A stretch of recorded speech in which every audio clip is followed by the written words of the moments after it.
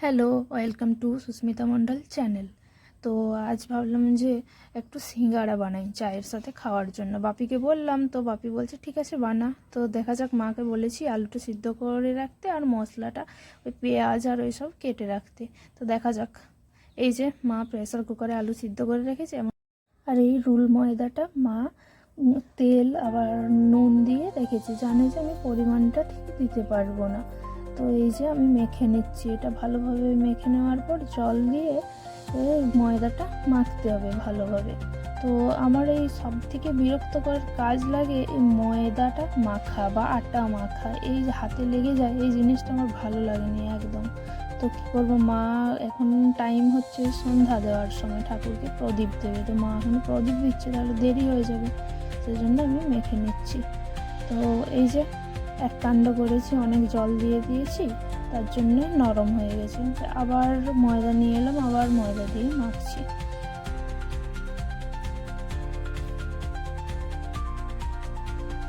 এই যে ময়দাটা মাখা হয়ে গেছে, এরপর ঢেকে রেখে দেবো এটা।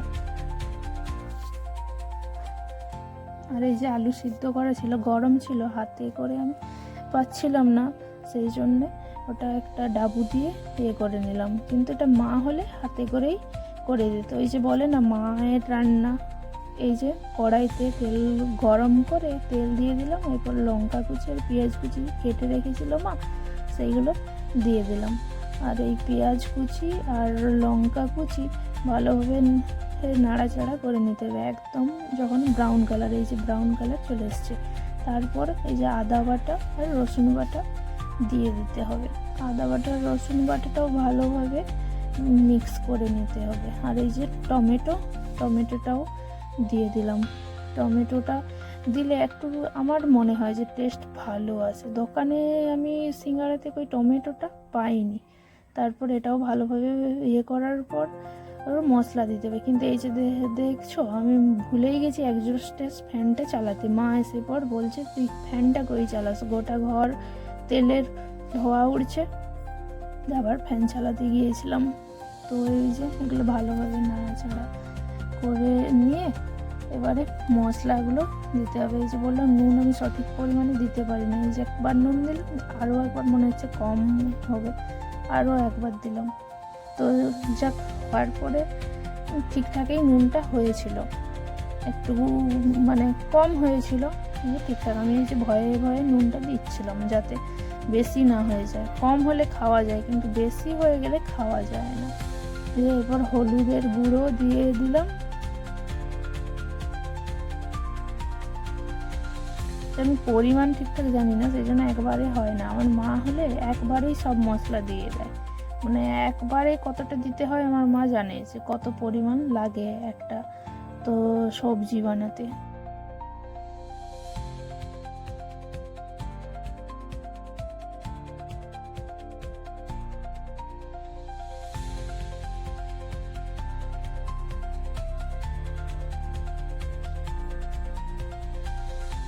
আর এই যে জিরের গুঁড়ো দিয়ে দিলাম।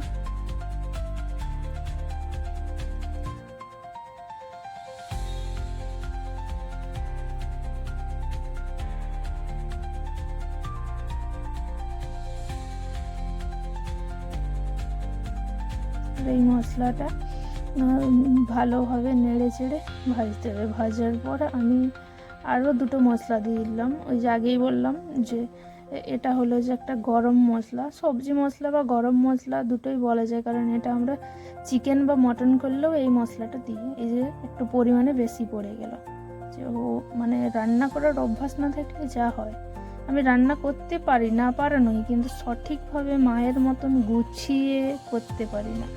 এই যে চাট মশলাটা দিয়ে দিলাম।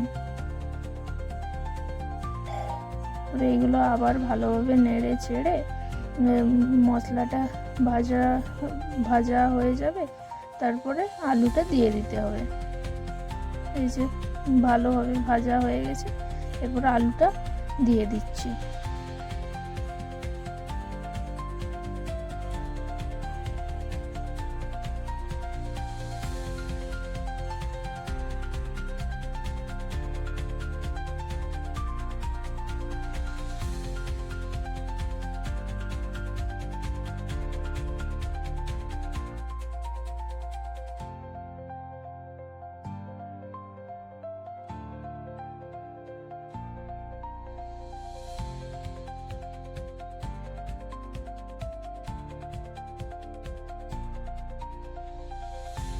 আলুটা নাড়াচাড়ার পর ঠিক করে মেখে নিলাম। এরপর আলুটা সব মশলার মাখা হয়ে যাওয়ার পরে তুলে নিলাম। এই যে মেখে রাখা ময়দাটা বের করলাম। এরপর ছোট ছোট লেচি কেটে নিচ্ছি।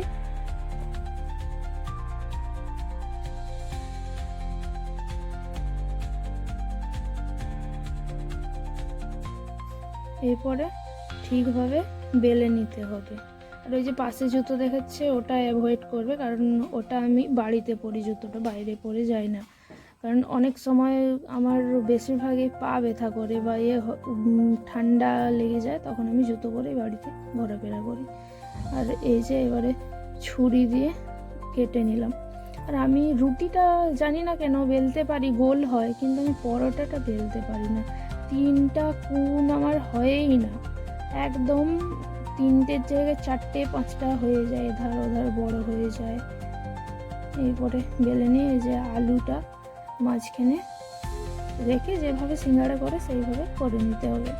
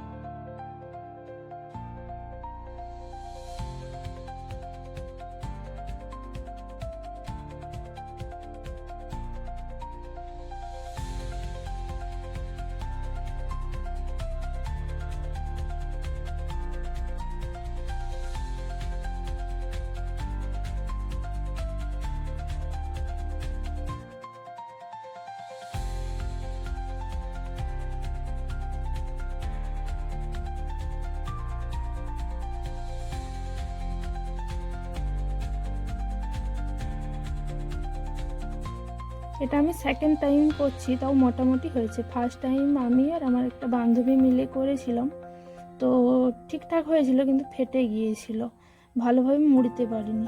তো এবার দেখা যাক কি হয়। তো এই যে তেলে ছেড়ে দিচ্ছি।